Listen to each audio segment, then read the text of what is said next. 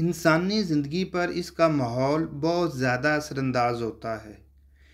جس طرح ہم چیزوں کو فریزر میں رکھ کے ان کی لائف بڑھا لیتے ہیں، چیزوں کو کیمیکل لگا کر ان کی لائف بڑھا لیتے ہیں، اسی طرح انسان پر بھی اس کا جو ماحول ہیں، حالات و واقعات ہیں، وہ بہت زیادہ اثر انداز ہوتے ہیں۔ کبھی کبھی شدید گرمی انسان کو پریشان کرتی ہے، انسان کو حواس باختہ کر دیتی ہے، اور کبھی کبھی شدید سردی بھی انسانی صحت، دماغ اور انسانی سکون کے لیے باعث تکلیف بنتی ہے۔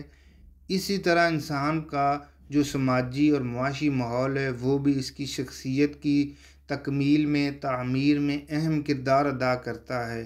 انتہائی نامساعد حالات اور انتہائی اچھے حالات دونوں ہی انسانی شخصیت کو بگاڑنے میں اہم کردار ادا کرتے ہیں۔ کبھی کبھی غصہ، معاشی پریشانی، سماجی پریشانی، کسی کی غریبی کا مر جانا آپ کو اداس کرتا ہے، آپ کی شخصیت کو پارا کر دیتا ہے، آپ کی سوچنے سمجھنے کی صلاحیت کو متاثر کر دیتا ہے۔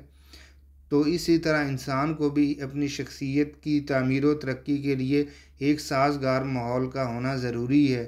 تو ایک سازگار ماحول پیدا کرنے کے لیے ایک دوسرے کی مدد کریں تاکہ تمام انسانوں کی صحیح طرح شخصیت کی تعمیر ہو سکے، اور ایسے حالات پیدا کرنے کی کوشش کریں جس میں انسانی شخصیت کی مثبت تعمیر ہو۔